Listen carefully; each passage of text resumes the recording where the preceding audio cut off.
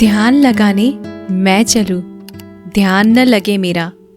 हे बुद्ध, आप ही कर दो मेरा ये बेड़ा। जी हाँ दोस्तों, जब भी हम ध्यान लगाने की कोशिश करते हैं तो हमारा ध्यान नहीं लग पाता, या फिर हमारे मन में ये शंका रहती है कि हमें पता ही नहीं होता कि ध्यान क्या होता है और कैसे लगाया जाता है। इसी दुविधा का हल भगवान बुद्ध ने बड़े ही सरल शब्दों में किया हुआ है। भगवान बुद्ध ज्ञान की प्रतिमा माने जाते हैं और उन्होंने जितने सरल तरीके से विधियां बताई हैं और किसी ने नहीं बताई है। ये कहानी पूरी सुनने के बाद आपको ध्यान के बारे में कोई भी शंका नहीं रहेगी। तो चलिए कहानी को शुरू करते हैं। एक बार बुद्ध के पास उनका शिष्य आया और उनसे बोला, बुद्ध, मुझे आपके सानिध्य में 3 साल हो गए हैं। मैं रोज आपके बताए अनुसार ध्यान करता हूँ, फिर भी मुझे 3 साल में ध्यान से कुछ भी प्राप्त नहीं हुआ। वहीं मेरे मित्र कहते हैं कि उन्हें कुछ न कुछ ध्यान करके प्राप्त हुआ है, पर मुझे क्यों नहीं हुआ? मुझे माफ करें बुद्ध, पर अब मेरे मन में ये विचार आने लगे हैं कि ध्यान से कुछ भी नहीं मिलता, या फिर ये मिथ्या है, क्योंकि मुझे तो आज तक कुछ भी नहीं मिला। और जो लोग कहते हैं कि मुझे ध्यान करने से ये प्राप्त हुआ, वो प्राप्त हुआ, मुझे लगता है कि वे सब झूठ बोलते हैं। आपने ही कहा था ना कि अपनी बुद्धि से खोजो, और अब इतने वर्षों तक ध्यान करने के बाद मुझे ऐसा लगता है कि ध्यान से कुछ नहीं मिलता। आप ही मेरा मार्गदर्शन करें बुद्ध। तभी बुद्ध मुस्कुराए और बोले, इसका जवाब मैं कल सुबह तुम्हें ध्यान सभा में दूंगा, तुम यहाँ आना। अगले दिन बुद्ध सभी को इकट्ठा करके उपदेश देने लगे। उन्होंने कहा, आज मैं तुम्हें एक कहानी सुनाऊंगा, उसे तुम एक कहानी की तरह सुनना और समझना। ये पूरी तरह से एक काल्पनिक कहानी है। एक गुरु ज्ञान के लिए बहुत प्रसिद्ध थे। उन्होंने एक सोने का पहाड़, जिसका शीश हीरे का बना हुआ था, उसे खोज लिया था। वह पहाड़ पर अकेले रहते थे। उन्होंने किसी को भी अपना शिष्य नहीं बनाया। काफी समय बाद 3 भाई उनके शिष्य बनने के लिए उनके पास आए और उनसे ज्ञान ग्रहण करने को कहा। गुरु मान गए और उन्हें अपने साथ ही रख लिया। फिर तीनों ने उनसे सोने के पहाड़ के बारे में पूछा। गुरु ने कहा, मैं तुम तीनों को इसका जवाब बारी बारी से दूंगा और इसका रास्ता भी बताऊंगा ताकि तुम उस पर चढ़ सको।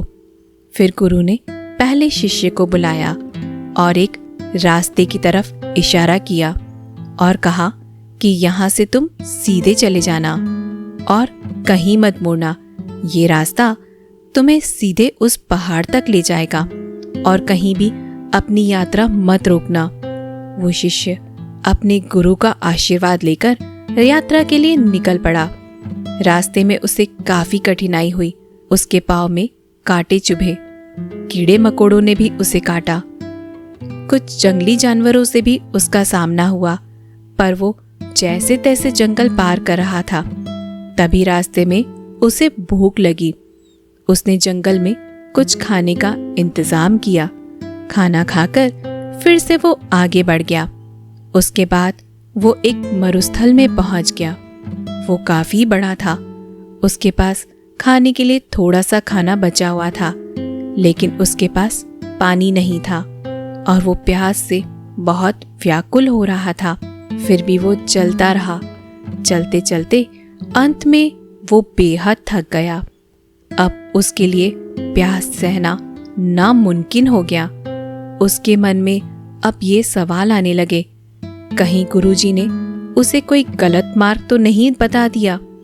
अब धीरे धीरे उसका चेहरा मुरझाने लगा और गला सूखने लगा। गला सूखने के कारण वो वहीं मरुस्थल में गिर गया। तभी अचानक वहां से बारिश की बूंदें गिरने लगी। वो उठा और तुरंत अपना बर्तन भरने लगा और अपनी प्यास बुझाई। फिर से आगे बढ़ गया। अब वो एक नदी के किनारे पहुंच गया। नदी पार करने के लिए उसने एक नौका बनाई और उसे पार करने लगा। तभी वहां एक बवंडर आ गया और उसकी नाव उसमें डूबती चली गई। वो आदमी भी पानी में डूबने लगा। डूबते हुए वह सोचने लगा कि गुरुजी ने ये कैसा मार्ग बताया है। यहाँ तो बार बार मैं मौत के करीब जा रहा हूँ। अब तो पक्का मैं नहीं बचूंगा। तभी वहां कुछ लोग पहुंच जाते हैं और शिष्य को बचा लिया। वह पास के गांव के मछुआरे थे, इसलिए उन्होंने इस शिष्य को अपने घर से कुछ खाना खिलाया और कुछ खाना खाने के बाद उसे आगे रास्ते के लिए थोड़ा सा खाना दे दिया। वह शिष्य फिर से आगे बढ़ गया। जैसे जैसे वह आगे बढ़ा तो आखिर में उसने देखा कि आगे एक बहुत बड़ी खाई है। उसे देखकर वह जोर से चिल्लाकर बोला, गुरुजी ने मुझे गलत रास्ता दिखाया है। हीरे के शीशे वाला सोने का पहाड़ तो छोड़ो, यहाँ तो कोई रास्ता तक नहीं है। मेरी सारी मेहनत व्यर्थ हो गई। और वह वापस यात्रा कर गुरु के पास पहुंच गया और कहा, आपने मुझे गलत मार्ग क्यों बताया? वहां तो कोई पहाड़ नहीं था। वैसे जंगल, मरुस्थल, नदियां और खाई के अलावा कुछ भी नहीं था। पर गुरु ने कहा, तो तुमने इन सब से क्या सीखा? शिष्य ने कहा, मैं कुछ सीखने थोड़ी गया था। मैं तो सोने के पहाड़ को खोजने गया था, जो मुझे नहीं मिला। उस रास्ते से मैं क्या सीखता? रास्ता लंबा था, बेहद कठिन था। उसे पाने की चाह में मैंने सब पार कर लिया, लेकिन इतनी मुश्किलों के बाद भी मुझे कुछ नहीं मिला। तब गुरु ने कहा, तुम रुको, तुम्हारे दूसरे भाई को भेजता हूं। शिष्य ने कहा, उन्हें भी वहां कुछ नहीं मिलेगा। अरे वहां पर कुछ नहीं है, उन्हें क्या मिलेगा? तब गुरु ने दूसरे शिष्य को आशीर्वाद दिया और वह भी मार्ग पर निकल गया। कुछ दिन के बाद वह भी वापस आ गया। तब गुरु ने पूछा, तुम्हें वह पहाड़ दिखाई दिया? शिष्य ने कहा, नहीं, मुझे कोई पहाड़ नहीं दिखा। वहां तो बस एक खाई थी। मुझे लगा शायद मैं आपके बताए रास्ते से भटक गया हूं, इसलिए मैं आपसे रास्ता पूछने आ गया। तब गुरु ने पूछा, तुमने इन सब से क्या सीखा? शिष्य ने कहा, गुरुदेव, मैंने अपनी पूरी यात्रा एक जंगल से शुरू की और उसे पार करते हुए आगे निकल गया। मैंने यही सब देखा कि कैसे सारे जीव एक दूसरे पर निर्भर रहते हैं और एक दूसरे का खाना भी बनते हैं। उसके बाद मैं मरुस्थल में पहुंचा। वहां पूरे रास्ते में पानी के लिए मैं व्याकुल रहा। एक समय के लिए मुझे ऐसा लगा जैसे मैं मृत्यु के करीब आ गया हूं। तब मैंने समझा कि जीवन का क्या मोल होता है, एक सांस की कीमत क्या होती है। तब मैंने आकाश से अमृत को बरसते देखा। तब उस पानी को पीकर मुझे वापस जीवन मिला। वह पानी बेहद ही मीठा था। तब मुझे एहसास हुआ कि पानी ही असली अमृत है। उसके बाद मैं एक नदी के पास पहुंचा। वह बेहद ही सुंदर थी। उसका पानी बहुत साफ था। वहां पर बने बांस के पेड़ों को काटकर मैंने एक नौका बनाई, जिसके द्वारा मैं उस नदी को पार कर रहा था। तभी वहां बवंडर आ गया। मैं डूबने लगा तो मुझे कुछ मछुआरों ने बचा लिया। तब मुझे एहसास हुआ कि मुसीबत के सामने हम हमेशा चाहते हैं कि कोई हमारी मदद करे, लेकिन हम कभी किसी की मदद नहीं करते। उसके बाद उन मछुआरों ने मुझे अपने घर ले जाकर भोजन कराया। वहां मैंने देखा कि कैसे लोग भूख के मारे तड़प रहे हैं, एक बेहतर जीवन के लिए तरस रहे हैं। कोई बीमार है तो कोई किसी का इलाज चल रहा है। कोई पत्नी अपने पति के वियोग में रो रही है। मुझे जड़ी बूटियों का थोड़ा ज्ञान था, जिसके कारण मैंने वहां एक बच्चे का इलाज किया और उसे ठीक कर दिया। तब मुझे महसूस हुआ कि दूसरों की मदद करने पर कितना सुकून मिलता है। उन मछुआरों के पास खुद के लिए खाना नहीं था, फिर भी उन्होंने मुझे भोजन कराया और रास्ते के लिए भोजन भी दिया, जिसे लेकर मैं आगे यात्रा पर निकल गया। उसके बाद आगे मैं एक खाई के पास पहुंचा। वहां मुझे एकदम शांति लगी। वहां किसी की आवाज सुनाई नहीं दे रही थी, बस मैं अपनी सांसों को सुन रहा था। उस समय मुझे लगा कि मैं आपके बताए रास्ते से भटक गया हूँ, क्योंकि वहां कोई भी सोने की चट्टान नहीं थी। तब मैं वापस आपके पास आ गया, दोबारा सही मार्ग पूछने के लिए। शिष्य ने कहा, गुरुदेव, क्या मैं गलत मार्ग पर चला गया था? गुरु ने कहा, नहीं शिष्य, तुम बिल्कुल सही मार्ग पर गए थे और जल्द ही तुम्हें वह पहाड़ भी मिल जाएगा। तब गुरु ने अपने तीसरे शिष्य से पूछा, तुम पहाड़ खोजना चाहते हो? शिष्य ने कहा, मुझे उस रास्ते पर पहाड़ मिलेगा या नहीं, यह तो मैं नहीं जानता, लेकिन मेरे शिष्य भाइयों ने जो वहां के बारे में बताया, मैं उसे जानना चाहता हूँ। तब शिष्य गुरु का आशीर्वाद लेकर यात्रा पर निकल पड़ा। कुछ दिन बाद वह शिष्य वापस आया। गुरु उसे देखकर समझ गए थे, उसे वह पहाड़ मिल गया। उसके चेहरे पर अलग ही चमक थी, वह काफी शांत था। शिष्य ने गुरु को प्रणाम करते हुए कहा, गुरुदेव, आपने जो मार्ग दिखाया उसका मैं आभारी हूँ। मुझे वह सोने का पहाड़ मिल गया, जिसका शीश हीरे का बना हुआ है। यह सुनकर बाकी दोनों शिष्य बोले, क्या तुम्हें वह खाई मिली?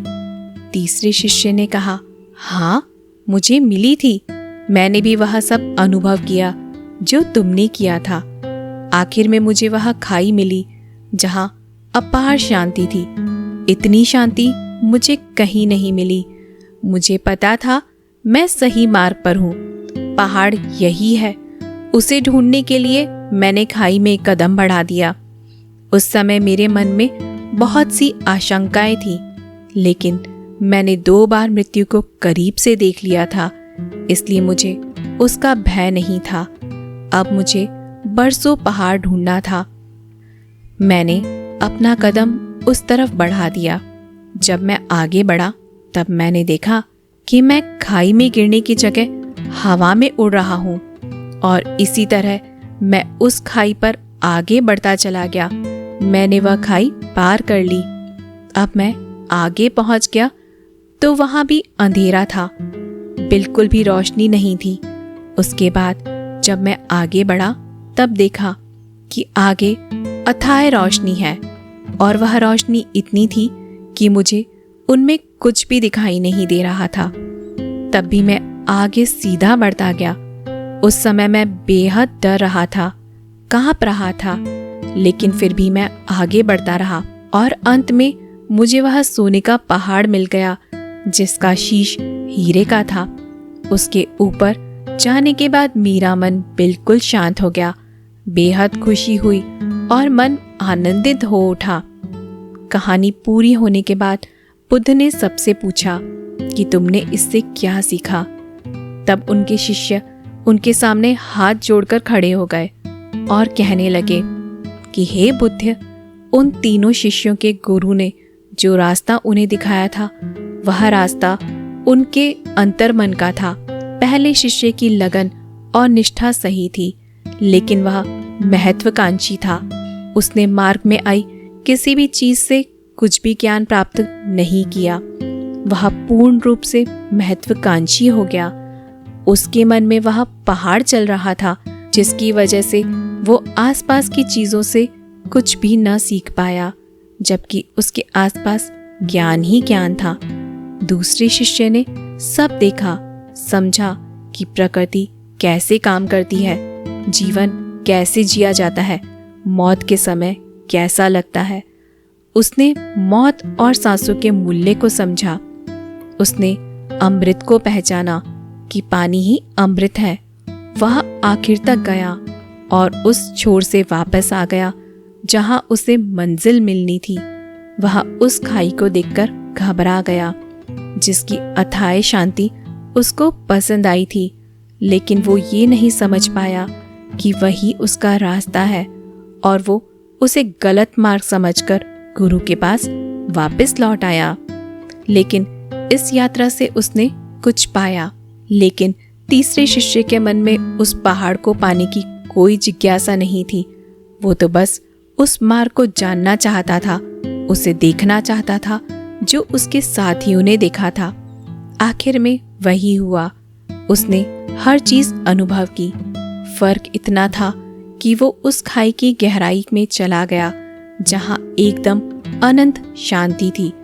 वो इन सब को महसूस करते हुए अंधकार में आगे बढ़ता गया और एक समय के बाद उसने रोशनी ही रोशनी देखी और पहाड़ जिसकी उसे तलाश थी, वह पहाड़ कोई और नहीं बल्कि खुद उसका शरीर था, जिसमें सोना उसका शरीर था, जबकि हीरे का शीश उसका मस्तिष्क था, जिसमें उसे बहुत सारा ज्ञान और शांति अनुभव हो रही थी।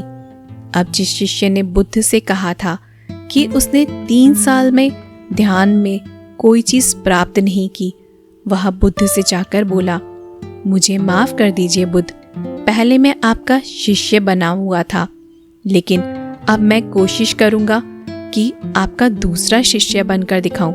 अब मेरे मन में कोई दुविधा या सवाल नहीं है।